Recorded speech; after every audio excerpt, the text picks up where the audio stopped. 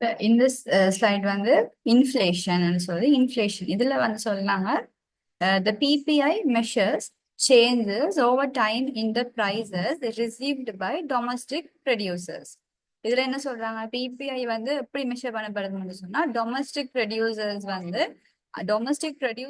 அவங்களோட ப்ராடக்ட்ஸுக்கு வச்சிருக்கிற அந்த ப்ரைஸஸின் அடிப்படையில தான் வந்து பிபிஐ சொன்னா ப்ரொடியூசர்ஸ் பிரைஸ் இண்டெக்ஸ் அது வந்து மெஷர் பண்ணப்படுது.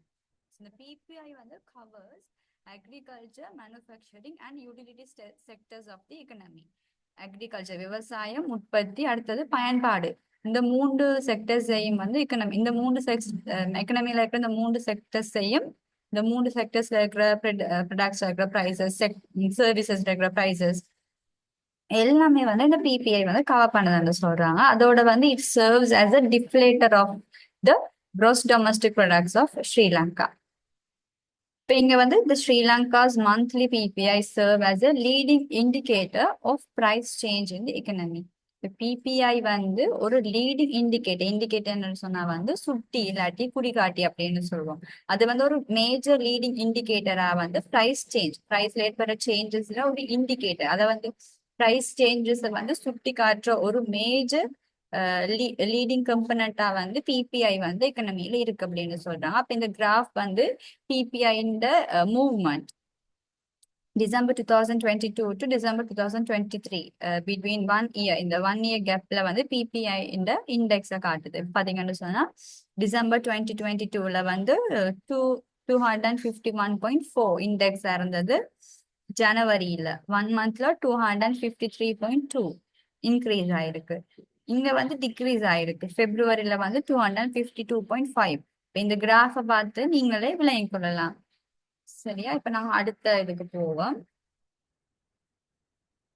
இங்க வந்து இது வந்து CBSL report, like department of census and statistics report. CBSL இல்ல, department of census and statistics report. அதுல வந்து CCPI consumer Colombo consumer price index. இங்க வந்து பேஸ் இயர் எடுப்போம். நாங்க பேஸ் இயர் வந்து அவங்க தான் ரிலீஸ் பண்ணுவாங்க. 2021 வந்து பேஸ் இயர் 100 எடுத்து கொண்டுதான் இந்த ரிப்போர்ட் வந்து அவங்க செஞ்சிருக்கிறாங்க. இந்த ரிப்போர்ட்ல நீங்க சும்மா பாத்தீங்கன்னு சொன்னா உங்களுக்கு இந்த வேல்யூஸ் தான் விளங்கும். இதுல வந்து எக்ஸாமுக்கு வரத்துக்கோ இல்லாட்டி இதை நீங்க டீப்பாவோ படிக்க தேவையில்லை. மைக்ரோ எக்கனாமிக்ஸ் இந்த கோர்ஸ் உங்களுக்கு பொறுத்த வரையில நீங்க இதை வேணுமெண்டா பாருங்க, சும்மா இதுக்கு பாருங்க, உங்களுக்கு நாலேஜ் எதுவும் வேணுமெண்டா. இதுவும் வந்து இன்ஃபிளேஷனை வந்து பிரைஸ் இண்டெக்ஸஸ்ல காட்டுற ஒரு கிராஃப் தான்.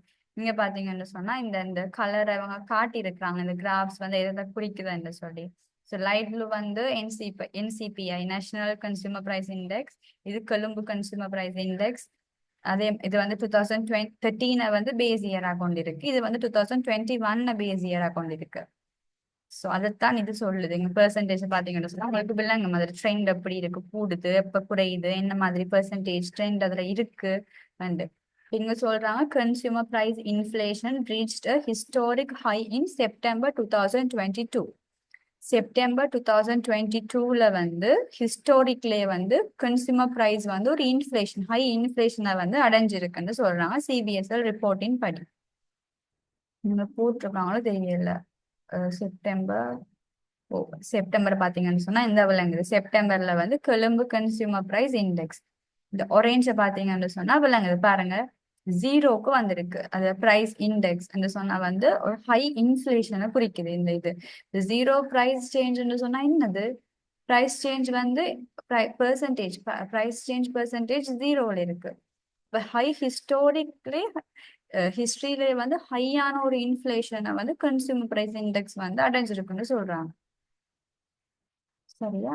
இதுல பெருசா உங்களுக்கு இதை விட விளங்குறதுக்கு ஒன்றும் இல்ல.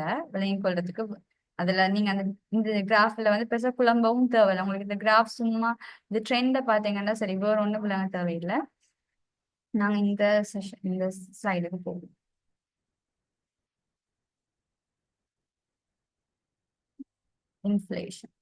இன்ஃபிளேஷன் சொன்னா நான் பார்த்துட்டேன். என்ன இன்ஃபிளேஷன் சொன்னா என்னன்னு பார்த்துட்டேன். இங்க இன்ஃபிளேஷனுக்கு ரீசன் சொல்றாங்க.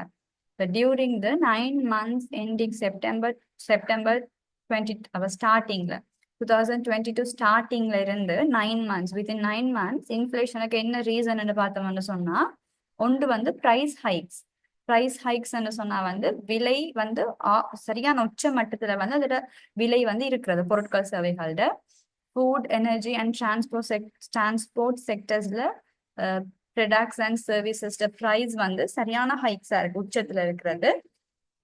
செகண்ட் வந்து சப்ளை டிஸ்ட்ரப்ஷன்ஸ் நிரம்பல்கள் பொருட்கள் சேவைகளோட நிரம்பல்கள்ல வந்து டிஸ்ட்ரப்ஷன்ஸ் தடங்கள் வருது.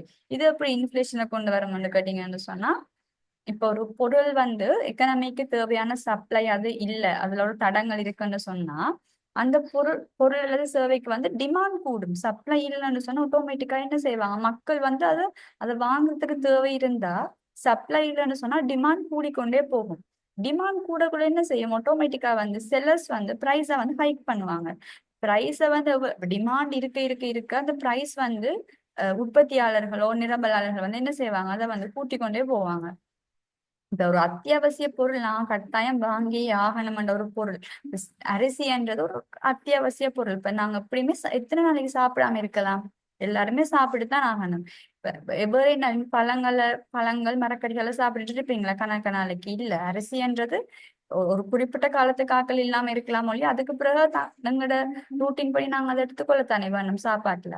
இப்ப அரிசி வந்து உங்களுக்கு 100 கிலோகிராம் தேவை நிரம்பல் தேவை. உங்களுக்கு அந்த 100 கிலோகிராம் இல்ல ஒரு 100 இல்லாம ஒரு 20 தான் இருக்குன்னு சொன்னா பேலன்ஸ் 80 சப்ளைக்கு எங்க போறது?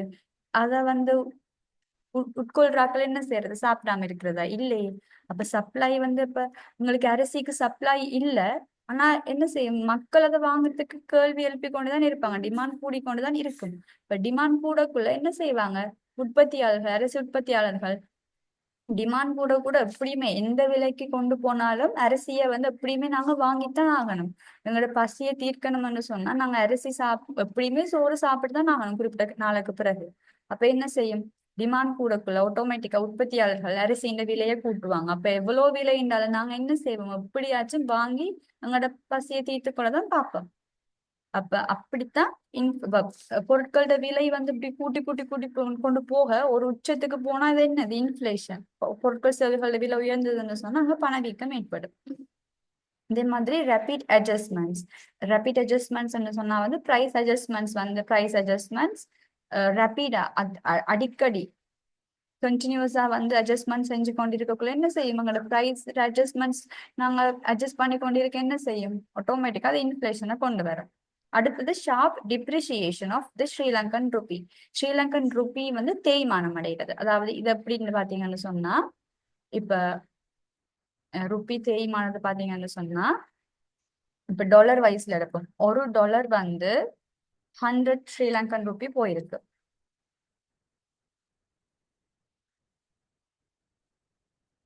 ஒரு டாலர் வந்து 100 ஸ்ரீலங்கன் ருபி போயிருக்கும். இப்ப அதே $1 அதே $1 வந்து நாங்க வாங்கணும்னு சொன்னா எங்களுக்கு 105 ருபீஸ் தேவைப்படும். இப்ப இங்க பாருங்க முதல் நாங்க அங்கிட்ட 100 ரூபாயை வச்சு ஒரு டாலரை வந்து கொள்வனவு செய்யலாம். ஆனா இப்ப அதே 100 ரூபாயை வச்சு ஒரு டாலரை கொள்வனவு செய்யலாமாண்டா இல்ல. எங்கள்ட்ட 105 ரூபாய் இருந்தா மாத்திரம் தான் நாங்க ஒரு டாலரை கொள்வனவு செய்யலாம். அப்ப என்னது எங்கட ஸ்ரீலங்கா மக்களோட பார்வைக்கு எங்கட ருபி இந்த பார்வையின்படி என்னது எங்கட ருபி தேய்மானம் அடைஞ்சிருக்கு. 105 ரூபாய் கொடுத்தா மட்டும் தான் எங்களுக்கு ஒரு டாலரை வாங்கலாம். அப்ப எங்கட பெருமதி அந்த இடத்துல எங்கட ஸ்ரீலங்கன் ருபி வந்து தேய்மானம் அடைஞ்சிருக்கு டிப்ரிசியேஷன் ஆயிருக்கு. இதைத்தான் நாங்க வந்து டிப்ரிசியேஷன் சொல்லுவோம் ஸ்ரீலங்கன் ருபி டிப்ரிசியேஷன் சொல்லி. ருபீண்ட ருபி 100ல இருந்து 105 சொல்றது இதை நீங்க மாறி விளங்க கூடாது. 100ல இருந்து 105 சொல்றது டாலரின் அடிப்படையில ஒரு டாலரை கொள்வனவு செய்யறதன் அடிப்படையில பார்த்தோம்னு சொன்னா அங்கட ருபி தேய்மானம் அடைஞ்சிருக்கு டிப்ரிசியேஷன். அடுத்தது பாத்தீங்கன்னு சொன்னா சொல்றாங்க aggregate demand pressure owing to the lagged impact of monetary accommodation undertaken over the past few years. இங்க வந்து மொத்த டிமாண்டுக்கு வந்து நாங்க ப்ரெஷர் கொடுக்கறது. அக்ரிகேட் டிமாண்ட் வந்து டிமாண்ட ப்ரெஷர் கொடுக்க கேள்வி கூட கூட கூட என்ன செய்யும் நாங்க மொத்த கேள்வியை வந்து ப்ரெஷர் பண்ண ஆட்டோமேட்டிக்கா அந்த பொருட்கள் சேவைகள விலை வந்து அதிகரிக்கும். பொருட்கள் சேவைகள விலை அதிகரிச்சா அங்க வந்து பணவீக்கம் ஏற்படும். அடுத்த ஸ்லைட பார்த்தோம்னு சொன்னா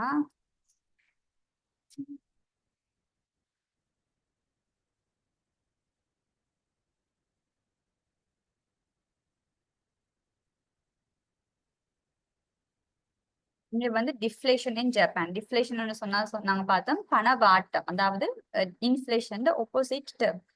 இங்க என்ன செய்யும், பணத்தின் பெறுமதி கூடும், பொருட்கள் சேவைகளோட விலை குறையும். அதுதான் வந்து டிஃப்ளேஷன் சொன்னா. இப்ப ஜப்பான்ல டிஃப்ளேஷன் ட்ரெண்ட பாத்தீங்கன்னு சொன்னா அது எப்படி போகுது, ட்ரெண்ட நீங்க நார்மலா வேணும்னா பார்த்து இந்த கிராஃப் பார்த்து ட்ரெண்ட விளங்கி கொள்ளுங்க. 1960 எப்படி பெர்சன்டேஜ்ல இருக்கு, அங்க 1970 போக்குள்ள அதோட ஃபிளக்ஸ் இந்த ட்ரெண்ட் அப்படி இருக்கு, கூடி குறைஞ்சி, அதுகளை தான் சொல்றாங்க. இப்ப ஒரு டேர்ம் வருது ஹைப்பர் இன்ஃபிளேஷன். ஹைப்பர் இன்ஃபிளேஷன் சொன்னா என்னன்னு சொன்னா நாங்க தமிழ்ல சொல்லுவோம் கட்டற்ற பணவீக்கம். கட்டற்ற பணவீக்கம் சொன்னா இன்ஃபிளேஷன் சொல்லக்குள்ளேயே நாங்க பொருட்கள் சேவைகளை விலை அதிகரிக்குதுன்னு சொல்றோம். ஹைப்பர் இன்ஃபிளேஷன் சொல்றது இன்ஃபிளேஷன்லயே வந்து ஒரு ஹையான ஒரு பீக் நிலைமை தான் வந்து ஹைப்பர் இன்ஃபிளேஷன். அது வந்து அங்க வந்து பணவீக்கம் வந்து சரியான உச்ச நிலையில இருக்கு. இப்ப ஜிம்பாவேல வந்து ஹைப்பர் இன்ஃபிளேஷன் தான் இருக்கு. பாத்தீங்கன்னு சொன்னா நார்மலா ஹைப்பர் இன்ஃபிளேஷன் சொன்னா சொல்லுவோம் மோர் தேன் ஓவர் பீரியட் ஆஃப் டைம் தான் எடுப்போம். மோர் தேன் 50% ஆஃப் த இன்ஃபிளேஷன் தான் வந்து ஹைப்பர் இன்ஃபிளேஷன் சொல்லுவோம். நீங்க நார்மலா பணவீக்கமே வந்து உங்களுக்கு லாஸ்ட் இயர்ல இருந்து இந்த இயர் ஒரு 5% பொருட்கள் சேவைகள விலை கூடினாலே நாங்க 5% இன்ஃபிளேஷன் கதைக்கிறோம். 50% ஆஃப் இன்ஃபிளேஷன் சொன்னா இவ்வளோ ஒரு இந்த இக்கட்டான நிலை அந்த நாட்டுக்கு இருக்கும். ஹைப்பர் இன்ஃபிளேஷன் சொல்றது அடுத்தது சொல்லுவோம். ஹைப்பர் இன்ஃபிளேஷன் மேஜரா உருவாகிறதுக்கு என்ன ரீசன் சொன்னா வந்து கவர்மெண்ட் வந்து தங்களோட கவர்மெண்ட்டுக்கு எக்ஸ்பெண்டிச்சரும் இருக்கும், அந்த எக்ஸ்பெண்டிச்சரை கவர் பண்றதுக்கு இன்கம் இருக்கும். கவர்மெண்ட் என்ன செய்யணும்னு சொன்னா இன்கம் நாங்க எந்த வழியில இன்கம் டேக்ஸ் மூலம் எடுக்கலாம், வேற இம்போர்ட்ஸ் மூலம் எடுக்கலாம், அதுகளை விட்டுட்டு என்ன செய்யும் கவர்மெண்ட் காசு அச்சடிச்சு அந்த எக்ஸ்பெண்டிச்சரை கவர் பண்ண வெளிக்கிட பாக்குற அந்த நிலைமையில தான் ஹைப்பர் இன்ஃபிளேஷன் தோன்றும். ஒரு ஒரு ஒரு பொருளாதாரம் வந்து பணத்தை அச்சிடிச்சு எக்கனமியில வெளியிடுதுன்னு சொன்னா அதுக்கு பண நிரம்பல் பணத்தின் கேள்வியின் அடிப்படையில மட்டும்தான் சிபிஎஸ்எல் வந்து பணத்தை அச்சடிக்கணும். அவங்களோட விருப்பம் மாதிரி அச்சடிச்சு பொருளாதாரத்துக்குள்ள சுற்றோட்டத்துல விடுவாங்கன்னு சொன்ன பணத்தை அங்க வந்து இன்ஃபிளேஷன் இருக்கும். இப்ப அதிகப்படியான காசை அச்சடிச்சு பொருளாதாரத்துல விடக்குள்ள அவங்க கவர்மெண்ட் வருமானத்தை ஈட்டுறதை விட்டுட்டு அவங்களோட செலவுகளை செய்யறதுக்கு காசை அச்சடிச்சு வெளியிட தொடங்கினாங்கன்னு சொன்னா அவங்களோட விருப்பம் மாதிரி ஒரு கணக்கு இல்லாம ஒரு லிமிட் இல்லாம எல்லா தேவைகளையும் பூர்த்தி செய்யறதுக்கு காசை அச்சடிச்சு பொருளாதாரத்துல வெளியிடுற நிலைமை தான் ஹைப்பர் இன்ஃபிளேஷன் தோன்றதுக்கான ஒரு மேஜர் ரீசன். சரியா? இதை நீங்க ஹைப்பர் இன்ஃபிளேஷன். நாங்க வந்து இந்த டாபிக்கு போவோம். Labour force and unemployment. Labour force சொன்னா வந்து தொழிலாளர் படைன்னு சொல்லுவோம், அன்எம்ப்ளாய்மெண்ட் சொன்னா வேலையின்மை வீதம்னு சொல்லுவோம். இங்க பாருங்க, இங்க வந்து சில டேர்ம்ஸ் சொல்றாங்க. அப்ப இந்த டேர்ம்ஸ் வந்து விளங்கி இருக்கு. முதலாவது பார்த்தோம்னு சொன்னா முதலாவது சொல்றாங்க working age population. Working age population சொன்னா என்னன்னு பாத்தீங்கன்னு சொன்னா ஒர்க்கிங் ஏஜ் பாப்புலேஷன் சொன்னா all persons of age 15 years and above. அதாவது ஒரு நாடு இல்லாட்டி பொருளாதாரத்துல இருக்கிற 15 வயசுக்கு மேற்பட்ட எல்லாருமே வந்து ஒர்க்கிங் ஏஜ் பாப்புலேஷன் அந்த கேட்டகரிக்குள்ள வருவாங்க. அடுத்தது எக்கனாமிக்கலி இன்ஆக்டிவ் பாப்புலேஷன். இங்க பாத்தீங்கன்னு சொன்னா எக்கனாமிக்கலி இன்ஆக்டிவ்னு சொன்னா பொருளாதார ரீதியாக செயற்பாட்டுல இல்லாதாக்கள் அதைத்தான் குறிக்குது. இதுல யார் யார் வருவாங்கன்னு சொன்னா த persons who are not economically active. பொருளாதார ரீதியாக ஒரு செயற்பாடுல இல்லாத எல்லாருமே வந்து இன்ஆக்டிவ் பாப்புலேஷனுக்குள்ள வருவாங்க. யார் யாருன்னு சொன்னா who are mainly engaged in studies, அதாவது ஃபுல் டைம் ஸ்டூடெண்ட்ஸ். யாரெல்லாம் ஃபுல்லா வந்து ஸ்டடீஸ்ல எங்கேஜ் ஆயிருக்கிறாங்களோ அப்ப ஃபுல் டைம் ஸ்டூடெண்ட்ஸ் வந்து எக்கனாமிக்கலி ஆக்டிவான ஆட்கள். எக்கனாமிக்கலி ஆக்டிவ் என்னத்தை நாங்க சொல்றோம், வேலை செய்யறதை தான். அதாவது வந்து எக்கனாமிக்கலி ஆக்டிவான ஆட்கள் தான் என்ன செய்வாங்க, எம்ப்ளாய்மெண்ட்ல இருப்பாங்க. ஒரு நாளும் ஃபுல் டைம் ஸ்டூடெண்ட்ஸை வந்து ஃபுல் டைம் ஸ்டூடெண்ட்ஸ்ன்றது பார்ட் டைமா படிச்சு கொண்டு அதே இல்ல, ஃபுல் டைம் ஸ்டூடெண்ட்ஸ் சொல்றது. ஆனா நீங்க கிரேட் 6, 7 ஸ்கூல் டைம் ஸ்டடீஸ்ல யார் சரி வேலைக்கு போவீங்களா? இல்ல, அதுதான் ஃபுல் டைம் ஸ்டூடெண்ட்ஸ். அப்ப engage in studies, household duties சொன்னா வந்து வீட்டுல இருக்கிறார்கள் அநேகமா வந்து ஹவுஸ் ஒய்ஃப்ஸ், ஹவுஸ் ஹோல்ட் டியூட்டிஸ், அவங்க வந்து எக்கனாமிக்கலி ஆக்டிவ் இல்ல. அடுத்தது வந்து ரிட்டையர்டான ஆட்கள் இல்லாட்டி ஓல்ட் ஏஜ் ஆட்கள். அடுத்தது டிசேபிள் பர்சன்ஸ் சொன்னா வந்து ஊனமுற்றாக்கள். அப்ப இந்த 4 பேரும் தான் வந்து எக்கனாமிக்கலி இன்ஆக்டிவ், பொருளாதார ரீதியாக வந்து ஒரு செயல்பாடுல இல்லாத ஆட்கள். அடுத்தது வந்து எக்கனாமிக்கலி ஆக்டிவ். எக்கனாமிக்கலி ஆக்டிவான ஆட்களை தான் வந்து நாங்க லேபர் ஃபோர்ஸ் சொல்றோம். சரி, அப்ப இதை நீங்க வடிவா விளங்கி வச்சிருக்கணும். லேபர் ஃபோர்ஸ் மென்ஷன் பண்ணக்குள்ளே அங்க வந்து எக்கனாமிக்கலி ஆக்டிவான ஆட்களை தான் சொல்றோம். இங்க பாத்தீங்கன்னு சொன்னா யாரு? All persons who are were employed or unemployed. இது நீங்க கவனத்துல கொள்ள வேண்டியது. எக்கனாமிக்கலி ஆக்டிவ் இல்லாட்டி லேபர் ஃபோர்ஸ் என்று சொல்லக்குள்ளேயே வேலை செய்யற ஆட்கள் மட்டும் தான் அதுக்குள்ள உள்ளடங்குவாங்கன்னு சொல்லி அதை நீங்க மைண்ட்ல போடக்கூடாது. அப்படி இல்லை. எம்ப்ளாய்டான ஆட்களும் வருவாங்க, அன்எம்ப்ளாய்டான ஆட்களும் வருவாங்க, வேலை செய்யற ஆட்களும் வருவாங்க, வேலை இல்லாம இருக்கிற ஆட்களுமே வந்து லேபர் ஃபோர்ஸுக்குள்ள வருவாங்க during the reference period of the survey. அடுத்தது அன்எம்ப்ளாய்டுன்னு ஒரு டேர்ம் சொல்லுவோம். அன்எம்ப்ளாய்டு சொல்லக்குள்ள இப்ப நார்மலா நாங்க அந்த அன்எம்ப்ளாய்டுக்குள்ள உண்மையாவே என்ன கன்செப்ட் இருக்குன்றத விளங்க முதல் நாங்க அப்ப நார்மலா அந்த அன்எம்ப்ளாய்டு பற்றின ஒரு நாலேஜ் இல்லாம நாங்க என்ன நினைப்போம்? அன்எம்ப்ளாய்டுன்னு சொன்னா வேலை இல்லாத ஆட்கள் எல்லாருமே வந்து அன்எம்ப்ளாய்மெண்ட்டுக்குள்ள வருவாங்கன்னு நினைப்போம். ஆனா அது இல்லை. அன்எம்ப்ளாய்டு சொல்றது persons available and uh looking for work. அதாவது படிச்சு முடிச்சிட்டு வேலைக்கு அப்ளை பண்ணி வேலை கிடைக்கும் வரைக்கும் அதை பார்த்துட்டு இருக்கிற ஆட்களுமே அன்எம்ப்ளாய்மெண்ட் தான். வேலை செய்யாம இருக்கிற ஆட்கள் மட்டும் தான் அன்எம்ப்ளாய்மெண்ட், வேலை இல்லாத எல்லாருமே அன்எம்ப்ளாய்மெண்ட் ஆண்டு கேட்டா இல்ல. ஃபர்ஸ்ட் வந்து சொல்றாங்க பர்சன்ஸ் வந்து லுக்கிங் ஃபார் ஒர்க். அதாவது வேலை செய்ய ரெடியா இருக்கிறாங்க, வேலை செய்யறதுக்கு தேடிக்கொண்டிருக்கிற ஆட்களும் அன்எம்ப்ளாய்மெண்ட்டுக்குள்ள வருவாங்க. என்னது, ஆனா அவங்க கரண்டா வந்து இந்த வேலையுமே செஞ்சிருக்க மாட்டாங்க. இப்ப வந்து அவங்க எந்த ஒரு ஜாப்லயுமே வந்து எம்ப்ளாயா இருக்க மாட்டாங்க. பட் ஒர்க்குக்காக வந்து அப்ளை பண்ணிட்டு பார்த்துட்டு இருப்பாங்க. அடுத்தது taken steps to find a job. ஜாப்பை ஃபைண்ட் பண்றதுக்கு ஸ்டெப்ஸ் எடுத்துக்கொண்டிருக்கிற ஆக்கள், எடுத்த ஆக்கள் அவங்களுமே வந்து அன்எம்ப்ளாய்மெண்ட் தான். இங்க என்ன கண்டிஷன் சொன்னா டியூரிங் த லாஸ்ட் 4 வீக்ஸா இருக்காங்க. அதாவது வந்து 4 வீக்ஸ் சொல்றது 1 மந்த் குறிக்கும். லாஸ்ட் 4 வீக்ஸுக்குள்ளேயும் இருக்கிற இந்த கண்டிஷன் ஆட்கள் தான் வருவாங்க, எல்லாரும் இல்ல. are ready to accept a job given a work opportunity within the next 2 weeks are defined as unemployed. அதாவது during last 4 weeksல வந்து ஜாப்புக்காக வந்து லுக் பண்றாங்க, looking for job, who did not work and taken steps to find a job. அவங்க வந்து ready to accept a job. ஒரு job வந்து அவங்களுக்கு கிடைச்சா வந்து அதை வந்து வித்தின் 2 வீக்ஸ் வந்து அதை அக்செப்ட் பண்ணி ஜாப்புக்கு போகக்கூடிய நிலைமையில இருக்கிற ஆட்களை தான் நாங்க அன்எம்ப்ளாய்டுன்னு சொல்லுவோம். அதைத்தான் நீங்க சொல்ற. அடுத்தது வந்து எம்ப்ளாய்டுன்னு சொல்றது என்னது? டியூரிங் த ரெஃபரன்ஸ் பீரியட் வந்து who work as paid employees, வேஜஸுக்காக ஒர்க் பண்ற எம்ப்ளாயர்ஸ் கூட மேனேஜர், சிஇஓஸ் அவங்க வருவாங்க.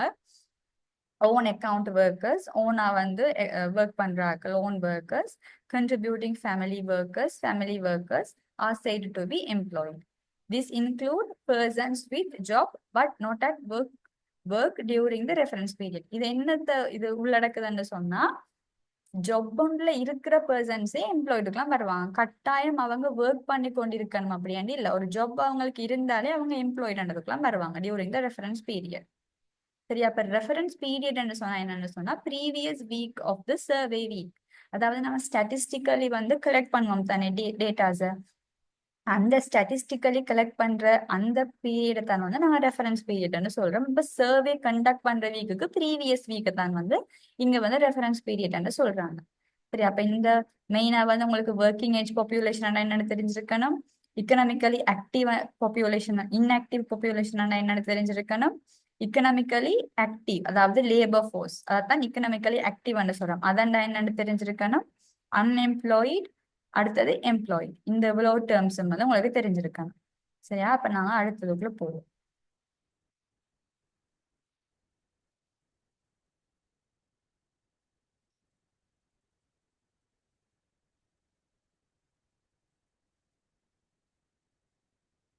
இங்க பாத்தீங்கன்னு சொன்னா உங்களுக்கு நல்ல ஒரு சம்மரி வந்து இங்க கொடுத்துருக்கு. ஈஸியா பார்க்கலாம் பாருங்க.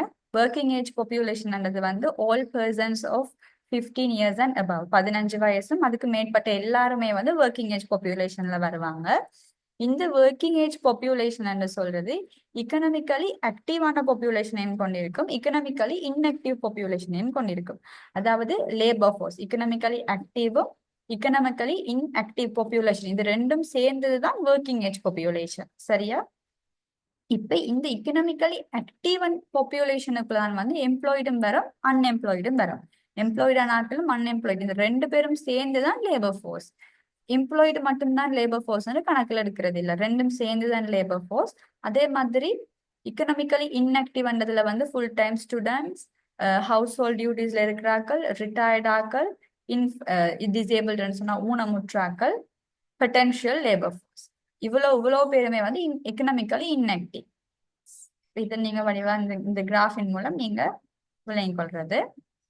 இப்ப பாத்தீங்கன்னு சொன்னா இங்க நாங்க ரேட்ஸை கால்குலேட் பண்றது சொல்லுவாங்க. நீங்க பாருங்க, ரெண்டு ரேட்ஸ் வந்து இங்க முக்கியமா நீங்க பார்த்துக்கொள்ளணும். அதாவது முதலாவது வந்து லேபர் ஃபோர்ஸ் பார்ட்டிசிபேஷன் ரேட். முதலாவது வந்து லேபர் ஃபோர்ஸ் பார்ட்டிசிபேஷன் ரேட்னு சொன்னா, லேபர் ஃபோர்ஸ் உங்களுக்கு தெரியும். லேபர் ஃபோர்ஸ்ன்றது என்னது? ஒர்க்கிங் ஏஜ் பாப்புலேஷன்ல இருக்கிற இக்கனாமிக்கலி ஆக்டிவான ஆட்களைத்தான் வந்து லேபர் ஃபோர்ஸ் குறிக்குது. இப்போ லேபர் ஃபோர்ஸ் பார்ட்டிசிபேஷன் ரேட் சொன்னாங்கன்னு சொன்னா, நீங்க இங்க வந்து ஒர்க்கிங் ஏஜ் பாப்புலேஷன் என்றது இந்த ஒர்க்கிங் ஏஜ் பாப்புலேஷன்ல ரெண்டும் இருக்கு. இக்கனாமிக்கலி ஆக்டிவான ஆக்களும் இருப்பாங்க, இக்கனாமிக்கலி இன்ஆக்டிவான ஆக்களும் இருப்பாங்க. ஒர்க்கிங் ஏஜ் பாப்புலேஷன்ல வந்து லேபர் ஃபோர்ஸ், அதாவது இக்கனாமிக்கலி ஆக்டிவான ஆக்கள் என்ன ரேட்ல இருக்காங்கன்னு சொல்றதான் வந்து லேபர் ஃபோர்ஸ் பார்ட்டிசிபேஷன் ரேட் குறிக்குது. இது வந்து அன்எம்ப்ளாய்மெண்ட் ரேட் என்று சொன்னா என்ன? அன்எம்ப்ளாய்டுன்றது என்னது? லேபர் ஃபோர்ஸ்ல வந்து லேபர் ஃபோர்ஸ் என்று சொல்றது என்ன செய்யும்? லேபர் ஃபோர்ஸ்ன்றது எம்ப்ளாய்டு ஆட்களையும் கொண்டிருக்கு, அன்எம்ப்ளாய்டு ஆட்களையும் கொண்டிருக்கு. அப்ப லேபர் ஃபோர்ஸ்ல அன்எம்ப்ளாய்டு பாப்புலேஷன் எத்தனைன்னு பாத்தீங்கன்னு சொன்னா அதுதான் என்னது? Unemployment rate. அப்ப இங்க வந்து ஒர்க்கிங் ஏஜ் பாப்புலேஷன்ல மேஜரா கொண்டு நாங்க பாக்குறது இல்ல. லேபர் ஃபோர்ஸ் பார்ட்டிசிபேஷன் தான் வந்து ஒர்க்கிங் ஏஜ் பாப்புலேஷன்ல லேபர் ஃபோர்ஸ் எவ்வளவு வந்து பார்ப்போம். அன்எம்ப்ளாய்மெண்ட் ரேட்ன்றதுக்கு என்ன வரும்? அன்எம்ப்ளாய்மெண்ட் ரேட்ன்றது லேபர் ஃபோர்ஸ்ல வந்து எக்கனாமிக்கலி ஆக்டிவான ஆக்கள்ல வந்து அன்எம்ப்ளாய்டு எத்தனை பெர்சன்டேஜ்ல இருக்காங்கன்றது தான் வந்து அன்எம்ப்ளாய்மெண்ட் ரேட்ல நாங்க பார்ப்போம். அப்ப இதுதான் வந்து நீங்க விளங்கிக் கொள்ள வேண்டியது. உங்களுக்கு கணக்கு வந்துச்சுன்னு சொன்னா, கால்குலேஷன்ஸ் வந்துச்சுன்னு சொன்னா, இந்த ஈக்குவேஷனை நீங்க பிழையா போட்டுட்டீங்கன்னு சொன்னா உங்களுக்கு அந்த ரேட் பிழைச்சிரும். இப்ப நீங்க வடிவ ஞாபகம் வச்சுக்கொள்ளணும். லேபர் ஃபோர்ஸ் பார்ட்டிசிபேஷன் சொல்றது ஒர்க்கிங் ஏஜ்ல லேபர் ஃபோர்ஸ் எவ்வளவு பாக்குறது, அன்எம்ப்ளாய்மெண்ட் ரேட் சொல்றது லேபர் ஃபோர்ஸ்ல அன்எம்ப்ளாய்டு பாப்புலேஷன் பாக்குறது. சரியா? அப்ப நாங்க அடுத்தது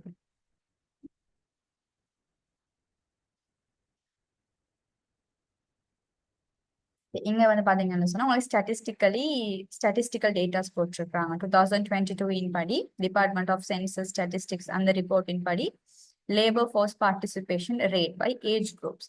இந்த ஏஜ் குரூப்ஸ்ல ஜெண்டர் வைஸா பிரிச்சிருக்கிறாங்க. இப்போ 15 அண்ட் ஓவர் சொன்னா ஒர்க்கிங் ஏஜ் பாப்புலேஷன். அப்படி இது எல்லாமே வந்து ஒர்க்கிங் ஏஜ் பாப்புலேஷன்ல டோட்டல் வந்து 49.8% இருக்கு லேபர் ஃபோர்ஸ் பார்ட்டிசிபேஷன். அதுல வந்து மேல் 70.5, ஃபீமேல் 32.1. அப்ப அந்த 15 அண்ட் ஓவர் ஒர்க்கிங் ஏஜ் பாப்புலேஷன்லயும் வந்து ஏஜ் குரூப்பா டிவைட் பண்ணிருக்காங்க. 15 to 24, 25 to 34 அப்படி பிரிச்சிருக்கிறாங்க. அப்ப நீங்க இதை பார்த்து பாருங்க. இதுல பெருசா விலையும் கொடுத்துக்கு எதுவும் இல்லை. நார்மலா ஒரு ஸ்டாட்டிஸ்டிக்ஸ் அப்படி விலையும் எடுத்தீங்கன்னா சரி. அடுத்தது labour force participation rate by gender and level of education. Gender and level of எஜுகேஷனின் படி லேபர் ஃபோர்ஸ் பார்ட்டிசிபேஷன் ரேட்டை வந்து பிரிச்சிருக்கிறாங்க. பாத்தீங்கன்னு சொன்னா டிகிரி அண்ட் அபவ். இங்க வந்து இந்த லைட் ப்ளூ வந்து ஃபீமேலை குறிக்குது, டார்க் ப்ளூ வந்து மேலை குறிக்குது. இங்க 80.8 இருக்கு, இங்க மேலுக்கு வந்து 82.6 இருக்கு லேபர் ஃபோர்ஸ் அண்ட் பார்ட்டிசிபேஷன். இப்ப இது வந்து ஜிசிஇ ஏ லெவல் டைம்ல வந்து ஃபீமேல் வந்து 43.1% லேபர் ஃபோர்ஸ் பார்ட்டிசிபேஷன் இருக்கு. ஆனா மேல்ஸுக்கு வந்து கூட இருக்கு 73.2. ஓ லெவல்ல பாத்தீங்கன்னு சொன்னா ஃபீமேலுக்கு 25.7, மேலுக்கு 64.1. கிரேட் 6 to 10ல 28.3, 73.5. இப்ப நீங்க ஓவராலா இதை பாத்தீங்கன்னு சொன்னா இங்க labour force participation rate comparatively ஃபீமேலோட ஒப்படைக்குள்ள மேலுக்கு வந்து இன்க்ரீஸ் கூட இருக்கு, ஹையா இருக்கு கம்பேரேட்டிவ்லி. அதைத்தான் நீங்க சொல்றாங்க. The labor force participation rate is higher among males at education level. Education levelல labor force participation comparatively female ஓட ஒப்படைக்குள்ள மேலுக்கு ஹையா இருக்கு. 82.6, 73.2, 64.1, 73.5, 63.8. அதைத்தான் நீங்க சொல்றாங்க. ஓகே, இப்போ இதுவும் வந்து கிராஃப் தான். Unemployment rate graph by gender and age groups. இங்க பாத்தீங்கன்னு சொன்னா இந்த கிரீன் வந்து ஃபீமேலை குறிக்குது, ரெட் வந்து டோட்டலை குறிக்குது, இந்த ப்ளூ வந்து மேலை குறிக்குது. இங்க பாருங்க, இதெல்லாம் சொல்றாங்க the female unemployment rates are higher than those of males. அதாவது வந்து வேலையின்மை வீதம் வந்து ஃபீமேல்ஸ் பெண்களை விட ஆண்களுக்கு பெண்களுக்கு குறைய இருக்கு, ஆண்களுக்கு கூட இருக்கு. சாரி, இந்த ஃபீமேல் ஆட்களுக்கு வேலை இல்லாம இருக்கிறது வந்து ஃபீமேல்ஸ் தான் வந்து அதிகமாக இருக்கிறாங்க மேல்ஸோட ஒப்படைக்கல. Both male and female youth reported the highest unemployment. அதாவது வந்து யூத் சொல்றது 15 to 24 தான் நாங்க யூத் ஏஜ் குரூப் சொல்லுவோம். அந்த டைம்ல மேலுக்கும் சரி ஃபீமேலுக்கும் சரி அன்எம்ப்ளாய்மெண்ட் ரேட் கூட தான் இருக்கு. இங்க பாருங்க, ஃபீமேலுக்கு இங்க இருக்கு, மேலுக்கு இங்க இருக்கு. அதைத்தான் இதெல்லாம் சொல்றாங்க டிக்ளைன்ஸ். ஆனா the unemployment rate வந்து declines with the age.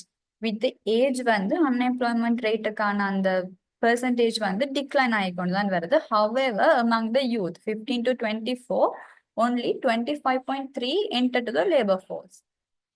25.3 25.3% ஆன ஆக்கள் தான் யூத். among the youth ஆக்களுக்குள்ள 25.3 தான் வந்து லேபர் ஃபோர்ஸுக்குள்ள போயிருக்கு 2022 ரிப்போர்ட்டின் படி. among them 22.7% unemployed. இப்போ லேபர் ஃபோர்ஸ்ல எம்ப்ளாய்டும் இருக்கலாம் அன்எம்ப்ளாய்டும் இருக்கலாம். இப்போ அந்த 25.3 டோட்டல் மேல்ஸ் அண்ட் ஃபீமேல்ஸ் சேர்த்தது. அதுலயும் 22.7% வந்து அன்எம்ப்ளாய்டு சொல்றாங்க. இங்க பாருங்க 22.7% அன்எம்ப்ளாய்டு காட்டிருக்கீங்க. இதுல பெர்சன்டேஜ் வைஸ் நீங்க நார்மலா உங்களுக்கு ஒரு நாலேஜுக்கு இந்த டேட்டாஸை வந்து பார்த்துக்கொள்ளுங்க. மற்றபடி எக்ஸாமுக்கு பாடமாக்கணும் அதெல்லாம் ஒன்றுமே இல்லை இதுல இருந்து. இங்க பாத்தீங்கன்னு சொன்னா அன்எம்ப்ளாய்மெண்ட் ரேட் வந்து லெவல் ஆஃப் எஜுகேஷனின் அடிப்படையில 2022ல ஸ்ரீலங்கால சொல்றாங்க. என்னது லெவல் ஆஃப் எஜுகேஷன் வந்து டோட்டலா 4.7 இருக்கு அன்எம்ப்ளாய்மெண்ட் ரேட். அதுல மேலுக்கு 3.7, ஃபீமேலுக்கு 6.5. இதைத்தான் நாங்க மேலையும் சொன்னது. அன்எம்ப்ளாய்மெண்ட் ரேட் வந்து மேல்ஸோட கம்பேர் பண்ணக்குள்ள ஃபீமேல்ஸுக்கு ஹையா இருக்கு. இங்க பாருங்க 0.5, இங்க வந்து 0.7, அங்க 0.8 ஹை. இங்க வந்து ஃபீமேலுக்கு 4.2 ஹை, 7.5 ஹை. ஆல் ஓவரா டோட்டலா ஃபீமேல் அன்எம்ப்ளாய்மெண்ட் ரேட் வந்து கூட தான் இருக்கு, 10.1 இருக்கு கம்பேரேட்டிவ்லி மேல்ஸோட ஒப்படைக்கல. அதான் மேல சொல்லியிருக்கிறாங்க. இது வந்து மூண்டையும் ஒரே கிராஃப்ல போட்டிருக்கு. ஜிடிபி இந்த growth, இன்ஃபிளேஷன் அண்ட் அன்எம்ப்ளாய்மெண்ட் மூன்று கிராஃப்லையும் வந்து இங்க போட்டிருக்காங்க. நீங்க இத என்னது இயர்ஸோட இந்த ரேட்டை வச்சு பாருங்க. ஜிடிபி இந்த கிராஃப்ஸ் வந்து சொல்லியிருக்கு. இது வந்து growth, இது வந்து இந்த கிராஃப் வந்து இன்ஃபிளேஷன், இந்த கிராஃப் வந்து அன்எம்ப்ளாய்மெண்ட். அப்ப இது மூன்றுமே வந்து ஒன்றுக்கு ஒன்று இன்டர் ரிலேட்டட். இங்க பாருங்க, economic growth, inflation, unemployment rate, இந்த மூன்று எக்கனாமிக் வேரியபிள்ஸ் வந்து ஒன்றுக்கொண்டு interrelated through business cycles. Policymakers attempt not only to smooth fluctuation in output during a business cycle, but also to increase the growth rate of output in the long run. என்ன சொல்றாங்க, பொலிசியை make பண்ற ஆக்கள் வந்து smooth பிளக்சுவேஷன்ஸ்ல மட்டும் கவனம் செலுத்தாம output smoothness strength வந்து fluctuation என்று சொல்றத மட்டும் கவனம் செலுத்தாம அவங்க வந்து growth ரேட்டை வந்து இன்க்ரீஸ் பண்றதுக்கு, அவுட்புட் growth ரேட்டை இன்க்ரீஸ் பண்றதுக்கு லாங் ரன்ல, ஷார்ட் ரன் இல்லை. எந்த ஒரு பாலிசி மேக் பண்ண முடியும், நாங்க லாங் ரன்னை பேஸ் பண்ணி தான் நாங்க ஏதாவது ஒரு விஷயத்த நாங்க டிசிஷன் எடுத்து இம்ப்ளிமெண்ட் பண்ணணுமே தவிர ஷார்ட் ரன் வந்து ஒரு நாளும் கவனத்துல கொள்ளப்படுறது இல்லை. ஸோ லாங் ரன்ல வந்து growth rate, output growth rate வந்து இன்க்ரீஸ் பண்ணணும் அண்ட் அந்த இதை வந்து பாலிசி மேக்கர்ஸ் வந்து அட்டெம்ப்ட் டு டூ. அதைத்தான் நீங்க சொல்றோம். இவ்வளவுதான் செஷன் டூல நீங்க இப்ப பார்க்க வேண்டியது வந்து இவ்வளவு விஷயங்கள் தான். மெயினா வந்து செஷன் டூல வந்து ஸ்டாக் அண்ட் இருக்கு. இந்த அவுட்லைன்ல பாத்தீங்கன்னு சொன்னா உங்களுக்கு எல்லாமே கவர் ஆகியிருக்கும். Stock variable, flows variable, GDP, economic growth, business cycle, இன்ஃபிளேஷன்ல வந்து நாங்கள் ரீசன்ஸ் பார்த்தோம், ஹைப்பர் இன்ஃபிளேஷன் ஒரு இதுவும் பார்த்தோம், டிஃப்ளேஷனும் பார்த்தோம், லேபர் ஃபோர்ஸ் அண்ட் அன்எம்ப்ளாய்மெண்ட்டும் பார்த்தோம். லேபர் ஃபோர்ஸ்ல இருக்கிற லேபர் ஃபோர்ஸுக்குள்ள யார் யார் உள்ளடங்குவாங்க, அன்எம்ப்ளாய்மெண்ட்ன்றது எப்படி வரும், ஒர்க்கிங் ஏஜ் பாப்புலேஷன் என்னது, இதோட ரேட் எல்லாமே பார்த்தோம். நீங்க வந்து இன்னுமே கொஞ்சம் டீப்பா பார்த்து எதுவும் கால்குலேஷன்ஸ் உங்களோட பாஸ் பேப்பர்ஸ்ல ஓ மாடல் பேப்பர்ஸ்ல இருந்துச்சுன்னு சொன்னா அதையும் செஞ்சீங்கன்னு சொன்னா ஓகே. Okay, thank you.